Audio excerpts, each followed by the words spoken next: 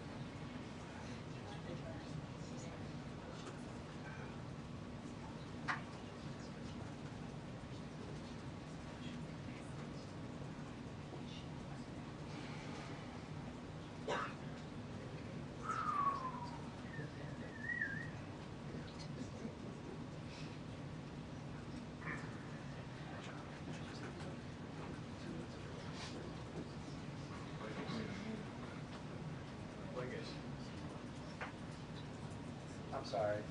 Also stretch. Also stretch.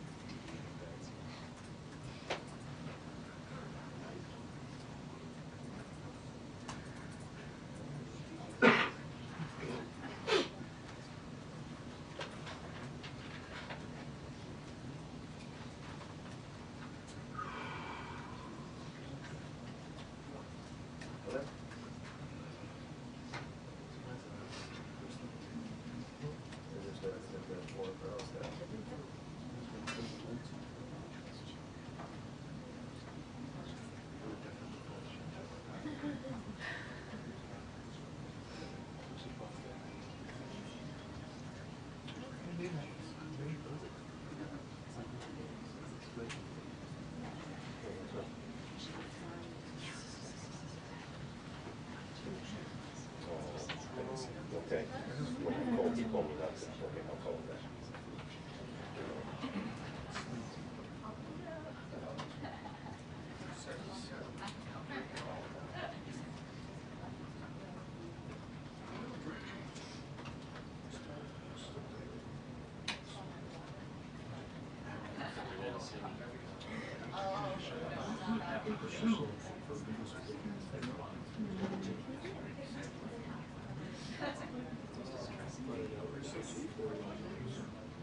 Nope.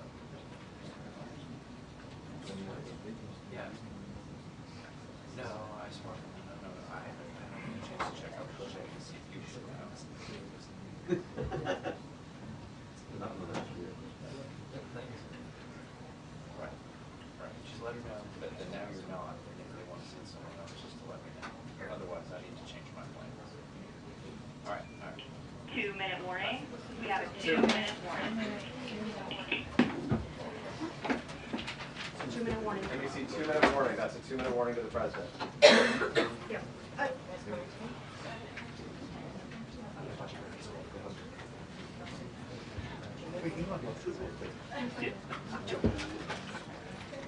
Yeah, and Michelle, I'll just note that about 90 seconds ago we got a 2-minute warning, so we are expecting to see the president here in the NBC, that's a 2-minute warning. pretty soon. Yes, we have it.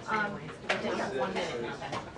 I'm glad you're ready. I will, yeah, so I will say that, you know, in a disaster, in a tragedy, That's all I'm going to sit then, okay?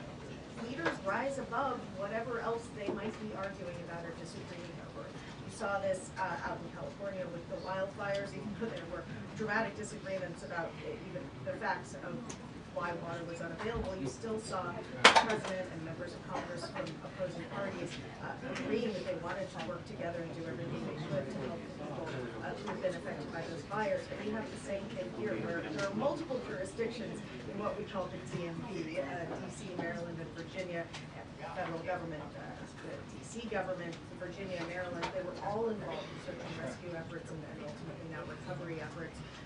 And working together. You had senators from, Republican senators from Kansas at the same press conference as Democratic senators from Virginia. And so coming together around this.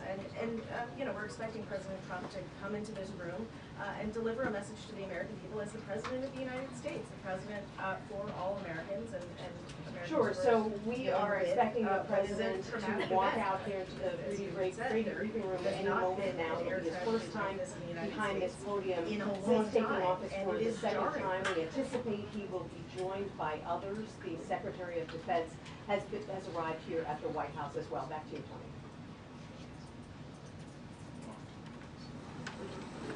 And the door is open, he is walking in. Mr. President, welcome. Thank you very much. Thank you. I'd like to request a moment of silence for the victims and their families, please.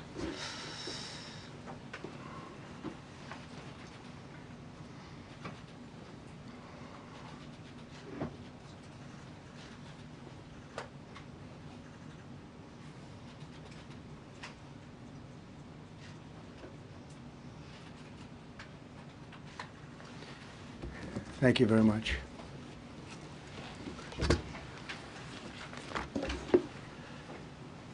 I speak to you this morning in an hour of anguish for our nation. Just before 9 p.m. last night, an American Airlines regional jet carrying 60 passengers and 4 crew collided with an Army Black Hawk helicopter carrying 3 military service members over the Potomac River in Washington, D.C., while on final approach to Reagan National Airport. Both aircraft crashed instantly and were immediately submerged into the icy waters of the Potomac. Real tragedy. The massive search and rescue mission was underway throughout the night, leveraging every asset at our disposal, and I have to say the local, state, federal, military, including the United States Coast Guard in particular, they've done a phenomenal job. So quick, so fast, it was mobilized immediately. The work has now shifted to a recovery mission. Sadly, there are no survivors. This was a dark and excruciating night in our nation's capital and in our nation's history, and a tragedy of terrible proportions. As one nation, we grieve for every precious soul that has been taken from us so suddenly, and we are a country of really, we are in mourning. This is really shaken a lot of people, including people, very sadly, from other nations who were on the flight. For the family members back in Wichita, Kansas, here in Washington, D.C., and throughout the United States and in Russia, we have a Russia contingent of very talented people. Unfortunately, were on that plane. Very, very, very sorry about that. Whose loved ones were aboard the passenger jet. We can only begin to imagine the agony that you're all feeling. Nothing worse. On behalf of the First Lady, myself, and 340 million Americans, our hearts are shattered alongside yours, and our prayers are with you now and in the days to come. We'll be working very, very diligently in the days to come. We're here for you to wipe away the tears and to offer you our devotion, our love, and our support. There's great support. In moments like this, the differences between Americans fade to nothing compared to the bonds of affection and loyalty that unite us all, both as Americans and even as nations. We are one family, and today we are all heartbroken. We're all searching for answers. That icy, icy Potomac, it was a cold, cold night, cold water. We're all overcome with the grief for many who have so tragically perished, will no longer be with us. Together we take solace in the knowledge that their journey ended not in the cold waters of the Potomac, but in the warm embrace of a loving God. We do not know what led to this crash, but we have some very strong opinions and ideas, and I think we'll probably state those opinions now. Because over the years I've watched as things like this happen, and they say, well, we're always investigating, and then the investigation 3 years later, they announce it. We think we have some pretty good ideas. But we'll find out how this disaster occurred, and we'll ensure that nothing like this ever happens again. The FAA and the NTSB and the U.S. military will be carrying out a systematic and comprehensive investigation. Our new Secretary of Transportation, Sean Duffy, his second day on the job, when that happened. It's a rough one. We'll be working tirelessly. He's a great gentleman. The whole group these are great people, and they are working tirelessly to figure out exactly what happened. We will state certain opinions, however. I'm also immediately appointing an acting commissioner to the FAA, Christopher Rocheleau, a 22-year veteran of the agency, highly respected. Christopher, thank you very much. Appreciate it. We must have only the highest standards for those who work in our aviation system. I changed the Obama standards from very mediocre at best to extraordinary. You remember that. Only the highest aptitude, they have to be the highest intellect and psychologically superior people were allowed to qualify for air traffic controllers. That was not so prior to getting there. When I arrived in 2016, I made that change very early on because I always felt this was a job that, and other jobs too, but this was a job that had to be superior intelligence, and we didn't really have that, and we had it. And then when I left office and Biden took over, he changed them back to lower than ever before. I put safety first. Obama, Biden, and the Democrats put policy first. And they put politics at a level that nobody's ever seen, because this was the lowest level. Their policy was horrible, and their politics was even worse. So as you know, last week, long before the crash, I signed an executive order restoring our highest standards for air traffic controllers and other important jobs throughout the country. So it was very interesting. About a week ago, almost upon entering office, I signed something last week that was an executive order, very powerful, on restoring the highest standards of air traffic controllers and others, by the way. Then my administration will set the highest possible bar for aviation safety. We have to have our smartest people. It doesn't matter what they look like, how they speak, who they are. It matters intellect, talent, the word talent. They have to be talented, naturally talented geniuses. You can't have regular people doing that job. They won't be able to do it. But we'll restore faith in American air travel. I'll have more to say about that. I do want to point out that various articles that appeared prior to my entering office, and here's one. The FAA's diversity push includes focus on hiring people with severe intellectual and psychiatric disabilities. That is amazing. And then it says FAA says people with severe disabilities are most underrepresented segment of the workforce, and they want them in, and they want them, they can be air traffic controllers. I don't think so. This was on January 14th, so that was a week before I entered office. They put a big push to put diversity into the FAA's program. Then another article, the Federal Aviation Administration, this was before I got to office, recently, second term. The FAA is actively recruiting workers who suffer severe intellectual disabilities, psychiatric problems, and other mental and physical conditions under a diversity and inclusion hiring initiative spelled out on the agency's website. Can you imagine? These are people that are, I mean, actually, their lives are shortened because of the stress that they have. Brilliant people have to be in those positions, and their lives are actually shortened, very substantially shortened, because of the stress, where you have many, many planes coming into one target, and you need a very special talent and a very special genius to be able to do it. Targeted disabilities are those disabilities that the federal government, as a matter of policy, has identified for special emphasis in recruitment and hiring.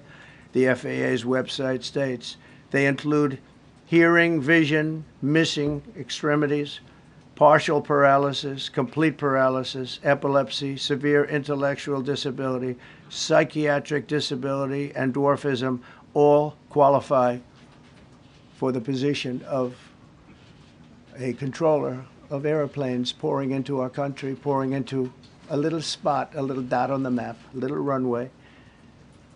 The initiative is part of the FAA's Diversity and Inclusion Hiring Plan. Think of that. The initiative is part of the FAA's Diversity and Inclusion Hiring Plan, which says diversity is integral to achieving FAA's mission of ensuring safe and efficient travel. I don't think so. I think it's just the opposite. The FAA website shows that the agency's guidance on diversity hiring were last updated on March 23rd of 22. They wanted to make it even more so.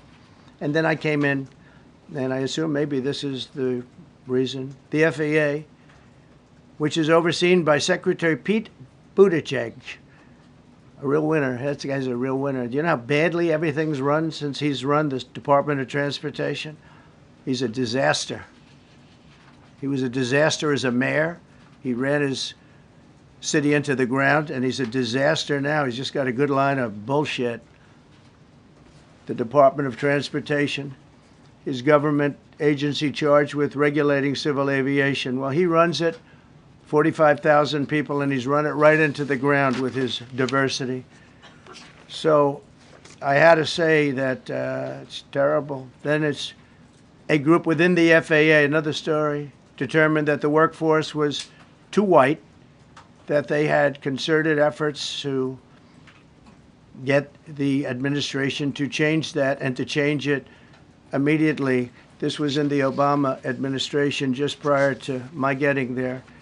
And we took care of African Americans, Hispanic Americans. We took care of everybody at levels that nobody's ever seen before. It's one of the reasons I won. But they actually came out with a directive, too white. And we want the people that are competent. But now we mourn and we pray and would like to ask all Americans to join me in a moment of silence as we ask God to watch over those who have lost their lives and bring comfort to the loved ones. And I just want to say God bless everyone in this room. This has been a terrible, very short period of time. We'll get to the bottom of it. So we all saw the same thing. We've seen it many times. I've had the honor of hearing tapes. Tapes are scary, very scary tapes. You had a airliner coming in, American Airlines. He was doing everything right. He was on track. He was the same track as everybody else. They came in. It's probably the same track as they've had for 25 years or more. He's coming in the path. And for some reason, he had a helicopter that was at the same height, obviously when they hit, but pretty much the same height, and going at an angle that was unbelievably bad. When the air traffic controller said, "Do you see?" He was talking about, "Do you see him?" But there was very little time left when that was stated. And then also he said, "Follow him in." And then almost immediately after that, seconds after that, there was the crash that took place. Well, you follow him in, that means like everything's fine. Follow him in. You had a pilot problem from the standpoint of the helicopter. I mean, because it was visual. It was a very clear night. It was cold but clear, and clear as you could be. The American Airlines plane had lights blazing. They had all of their landing lights on. I could see it from the Kennedy Center tape. We had a tape up on the Kennedy Center. That seems to be the primary. Thus far, I'm sure we'll see other tapes because it's such an area where there are a lot of cameras looking up into the air, into space. So we'll probably see many other shots of it before too much time goes by. But we had a situation where you had a helicopter that had the ability to stop. I have helicopters. You can stop a helicopter very quickly. It had the ability to go up or down. It had the ability to turn. And the turn it made was not the correct turn, obviously. It did somewhat the opposite of what it was told. We don't know that would have been the difference because the timing was so tight. It was so little. There was so little time to think. But what you did have is you had vision. The helicopter had vision of the plane because you had vision of it all the way, perfect vision of it all the way from at Kennedy Center where the tape was taken. And for some reason, there weren't adjustments made. Again, you could have slowed down the helicopter substantially. You could have stopped the helicopter. You could have gone up. You could have gone down. You could have gone straight up, straight down. You could have turned. You could have done a million different maneuvers. For some reason, it just kept going and then made a slight turn at the very end, and by that time it was too late. They shouldn't have been at the same height, because if it was at the same height, you could have gone under it or over it, and nobody realized, or they didn't say that it's at the same height. At the same height, still wouldn't have been great, but you would have missed it by quite a bit. It could have been 1,000 feet higher. It could have been 200 feet lower, but it was exactly at the same height, and somebody should have been able to point that out. So all of this is going to be studied, but it just seems to me, from a couple of words that I like to use, the words common sense, some really bad things happened, and some things happened that shouldn't have happened. So you had a helicopter going in an identical direction. You had a helicopter that was at the exact same height as somebody going in essentially the opposite direction. You had a plane that was following a track, which is a track that every other plane followed.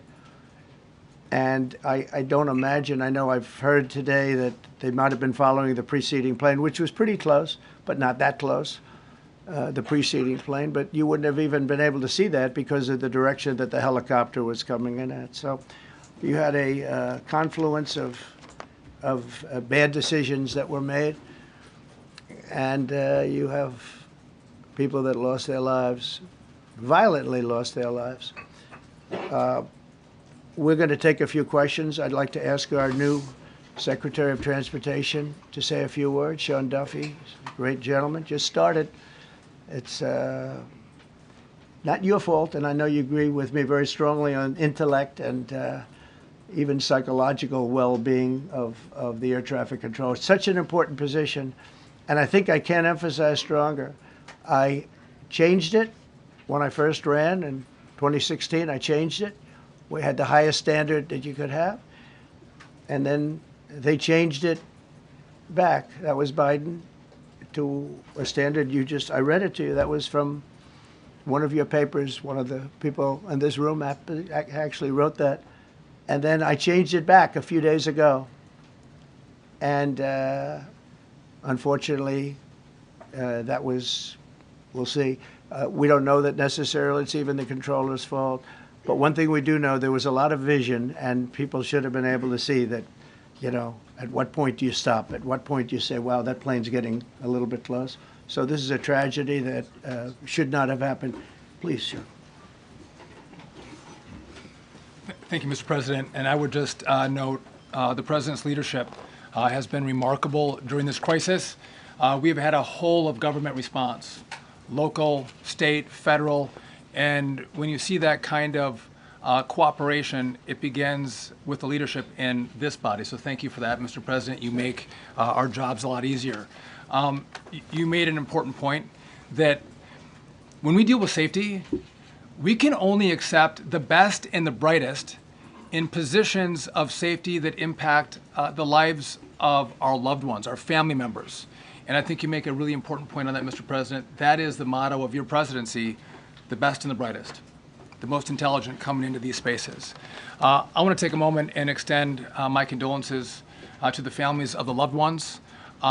We commit to them that we are going to get to the bottom of this investigation, not in 3 years, not in 4 years, but as quickly as possible, with the NTSB, who is here today, as well as the FAA. What happened yesterday shouldn't have happened. It should not have happened. And when Americans take off in airplanes, they should expect to land at their destination. That didn't happen yesterday. That's not acceptable. And so we will not accept excuses. We will not accept passing the buck. We are going to take responsibility at the Department of Transportation and the FAA to make sure we have the reforms that have been dictated by President Trump in place to make sure that these mistakes do not happen again. And again, I want to thank you for your leadership, Mr. President. And I appreciate the confidence you placed in me. Thank you. Pete, would you like to say something, please?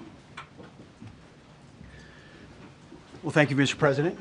Again, I want to echo what the Transportation Secretary said about your leadership. From the moment we found out about this, we were in contact with the White House trying to determine exactly what happened. I would echo it as well. No excuses. We're going to get to the bottom of this. We first and foremost, from the Defense Department, want to pass our condolences to the 64 souls and their families that were affected by this. Never should happen. And certainly the 3 service members, the 3 soldiers, a young captain, staff sergeant, and a CW2, Chief Warrant Officer, on a routine annual retraining of night flights on a standard corridor for a continuity of government mission. The military does dangerous things. It does routine things on the regular basis. Tragically, last night, a mistake was made. And I think the president is right. There was some sort of an elevation issue that we have immediately begun investigating at the DOD and Army level. Army CID is on the ground investigating. Top-tier aviation assets inside the DOD are investigating, sir, to get to the bottom of it so that it does not happen again, because it's absolutely unacceptable. But I want to echo what the Transportation Secretary and you, Mr. President, said, because it pertains to the DOD as well. We will have the best and brightest in every position possible. As you said in your inaugural, it is colorblind and merit-based. The best leaders possible, whether it's flying Black Hawks and flying airplanes, leading platoons, or in government. The era of DEI is gone at the Defense Department, and we need the best and brightest, whether it's in our air traffic control, or whether it's in our generals, or whether it's throughout government. So thank you for your leadership and courage on that, sir, and we'll stand by you on it. Thank you. Very much. JD, please. Well, thank you, Mr. President, for your leadership. I just want to reemphasize something the President said, and you've heard from the Secretary of Transportation and of Defense. There really was a whole of government response. We were all on the phone. We were all communicating yesterday, trying to get to the bottom of this immediately, but also try to communicate with the American people about what happened. Something the President said that I think bears reemphasizing, which is that when you don't have the best standards in who you're hiring, it means, on the one hand, you're not getting the best people in government, but on the other hand, it puts stresses on the people who are already there. And I think that is a core part of what President Trump is going to bring and has already brought to Washington, D.C., is we want to hire the best people because we want the best people at air traffic control, and we want to make sure we have enough people at air traffic control who are actually competent to do the job. If you go back to just some of the headlines over the past 10 years, you have many hundreds of people suing the government because they would like to be air traffic controllers, but they were turned away because of the color of their skin. That policy ends under Donald Trump's leadership because safety is the first priority of our aviation industry. Thank you, Mr. President. Mr. President, on DEI and the claims that you've made, are you saying this crash was somehow caused and the result of diversity hiring? And what evidence have you seen to support these claims? It just could have been. We have a high standard. We've had a much higher standard than anybody else. And there are things where you have to go by brain power. You have to go by psychological quality. And psychological quality is a very important element of it. These are various very powerful tests that we put to use, and they were terminated by Biden. And Biden went by a standard that's the exact opposite. So we don't know, but we do know that you had 2 planes at the same level. You had a helicopter and a plane. That shouldn't have happened. And we'll see. We're going to look into that, and we're going to see. But certainly for an air traffic controller, we want the brightest, the smartest, the sharpest. We want somebody that's psychologically superior, and that's what we're going to have. Yeah. Mr. President. Yeah, please, go ahead. Mr. President, you mentioned at the top of the briefing that there were several Russian nationals on the flight. Yes. Will the U.S. government be willing to facilitate the transfer of their remains, considering the fact there is no direct air travel between the 2 countries? We've already been in contact with Russia, and the answer is yes, we will facilitate. Yes. Mr. President. Please, go ahead. Thank you, Mr. President. The situation in the Democratic Republic of the Congo is getting worse, even though President John Lorenzo has been mediating the conflict between Rwanda and the Democratic Republic of the Congo because he wants to bring peace and stability. the situation is really bad right now. I want to hear from Ms. President if you have any plan in the future to bring peace in the Democratic Republic of the Congo. Well, you're asking me a question about Rwanda, and it is a very serious problem. I agree, but I don't think it's appropriate right now to talk about it. But it is a very serious problem. Mr. President, we don't even yet know the names of the 67 people who were killed, and you are blaming Democrats and DEI policies and air traffic control and seemingly the member of the U.S. military who was flying that Black Hawk helicopter. Don't you think you're getting ahead of the investigation right now? No, I don't think so at all. I don't think with the names of the people. You mean the names of the people that are on the plane? You think that's going to make a difference? Does it comfort their families They to are hear you a blaming group of DEI people that have policies? lost their lives. If you want a list of the names, we can give you that. We'll be giving that very soon. We're in coordination with American Airlines. We're in coordination very strongly, obviously, with the military. But I think that's not a very smart question. But are you I'm blaming- surprised coming from you. Are you blaming air Please. Thank you, President Trump. Thank you for being here. Based on your analysis so far, do you have a sense of who is at fault, if it was the plane, the helicopter, air traffic control, and can you assure people that it is safe to fly in and out of D.C.? Well, I've given you the analysis, and the analysis was it was based on vision. You had a lot of people that saw what was happening. You had some people that knew what was happening. There was some warnings, but the warnings were given very, very late. You know, those warnings were given very late. It was almost as they were given. A few seconds later, there was the crash. It should have been brought up earlier. But the people in the helicopter should have seen where they were going. I can't imagine people with 20/20 vision not seeing, you know, what's happening up there. Again, they shouldn't have been at the same height. You're going in reverse directions or sideways directions. Obviously, you want to be at different heights. I see it all the time when I'm flying. You have planes going in the opposite. They're always lower, we're higher, or they're... So if somehow there's a screw up, there's not going to be a tragedy. It'll be close, but you know, there's never going to be a tragedy if you're at a different elevation. For whatever reason, they were at the same elevation. And also, from the American Airlines standard, he's along the track that every plane is along. You say, what was a helicopter doing in that track? It's very sad. But visually, somebody should have been able to see and taken that helicopter out of play, and they should have been at a different height. Thank you, sir. You mentioned the Russians that were on board that plane. What other nationalities were on board that passenger There jet? were a couple of others. We're going to be announcing it in about an hour. We have some very specific information. We're calling the countries. We've spoken to most of them, but there were some other countries represented. Mr. President, have you spoken to President Putin? I have not, no. Mr. President, on your executive order. Not about Mr. this. President, question, if I may. On your executive order, you've already issued an executive order. You say will restore aviation safety. Right. This crash happened after that. Was the executive order successful, and what more needs to change to keep people safe? Well, you know, we issued it 3 days ago, and we're in the process of making those changes. This is something that should have been done a long time ago. Actually, my original order should have never been changed, and I think maybe you wouldn't have had this problem. Maybe. Yeah, please, go ahead. Yes, thank you.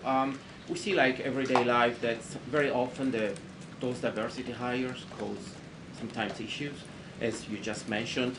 So what plan do you have? Are we going to see some fire? Are you going to fire some of those diversity hire in the federal government? What plan do you have? I would say the answer is yes. If we find that people aren't mentally competent, you see the language. The language is put out by them. And if you see that, I'm not going to bore you by reading it again, but these are not people that should be doing this particular job. They'd be very good for certain jobs, but not people that should be doing this particular job. Mr. President, you have today blamed the diversity elements, but then told us that you weren't sure that the controllers made any mistake. You then said perhaps the helicopter pilots were the ones who made the mistake. It's all under investigation. I understand that. That's why I'm trying to figure out how you can come to the conclusion right now that diversity had something to do with this crash. Because I have common sense, okay? And unfortunately, a lot of people don't. We want brilliant people doing this. This is a major chess game at the highest level. When you have 60 planes coming in during a short period of time, and they're all coming in different directions, and you're dealing with very high-level computer work and very complex computers. And one of the other things I will tell you is that the systems that were built, I was going to rebuild the entire system, and then we had an election that didn't turn out the way it should have. But they didn't build the systems properly. They spent a lot of money renovating a system, spending much more money than they would have spent if they bought a new system for air traffic controllers, meaning the computerized systems. There are certain companies that do a very good job. They didn't use those companies. They used companies that should not have been doing it. No, I think it's very important to understand that for some jobs, and not only this, but air traffic controllers, they have to be at the highest level of genius. Okay. I want to ask you about the ice skaters in a moment because the U.S. ice skating community was affected. But first, if I can, the cited FAA text that you read is real. But the implication that this policy is new or that it stems from efforts that began under President Biden or the Transportation Secretary Pete Buttigieg is demonstrably false. It's been on the FAA's Who said website. That, you? No, it's on the website, the FAA's website. It was there in 2013. It was there for the Take entirety. a look, what I read. It was there for the entirety of your administration Nice and too. easy. So my question is, why didn't you change the policy during your first I administration? did change it. I changed the Obama policy, and we had a very good policy. And then Biden came in, and he changed it. And then when I came in 3 days ago, I signed a new order bringing it to the highest level of intelligence. Okay. It was on the website. Please. Quiet. Quiet. Thank you, Mr. Welcome President. Back to the. I'm sorry. You mentioned that a vision was probably the problem that was at issue in this crash. There's been some reports that one of the pilots in a helicopter may have been using night vision equipment. Was there any indication? I heard that. We don't know. We're going to know that pretty soon. It may change your viewplane if you do have the night vision. So it's very possible that could have happened. That would be maybe a reason why you wouldn't actually see as well as on a clear night. You can see sometimes better without it. Had a couple of more. Mr. President, is it helpful to have your Secretary of Transportation confirmed, and does this intensify your interest in getting other nominees confirmed quickly? Go to what? Is it helpful to have your Secretary of Transportation confirmed, and does this intensify your interest in getting other nominees confirmed quickly as well? Well, sure. We want fast confirmations, and the Democrats, as you know, are doing everything they can to delay them. They've taken too long. We're struggling to get very good people that everybody knows are going to be confirmed, but we're struggling to get them out faster. We want them out faster. It's a good question, actually. We've been pushing Sean. Everyone knows Sean for a long time. He got many, many Democrat votes, but they want to take as long as they can. They ask questions like some of the questions that Peter would ask that were totally irrelevant and not very good questions, but they want to just keep it going. They want to keep it going as long as possible. I was very honored, actually, that you got so many Democrat votes. That was really good. That was really good. When I apply to meet with the families, and second question, is it your impression that military training that was done during that time? The what? The training that the helicopter was involved in. Is it anything you can tell us about You that? don't know. These are the things that will come up with the investigation. You don't know. But the helicopter obviously was in the wrong place at the wrong time, and a tragedy occurred. Please. Thank you, Mr. President. I've got a question about the... No, go ahead, please. Thank you, Mr. President. You've been critical of the current regulations, and you've called for big reforms at FAA. I'm curious, sir, I made the reforms, actually. What is your message? 3 days ago, I made them. Yes, sir. What is your message then to the American public in the weeks and months ahead? Should they feel hesitant to fly? And if you could clarify perhaps something that the Defense Secretary said when he said that this helicopter was on a continuity of government mission? I don't know what that refers to, but they were practicing. They do that. They call it practicing, and they were. And that's something that should be done. It's only continuity in the sense that we want to have very good people, and that has to be in continuity, and that's what they refer to. But it was basically practice, and it was a practice that worked out very, very badly. Okay?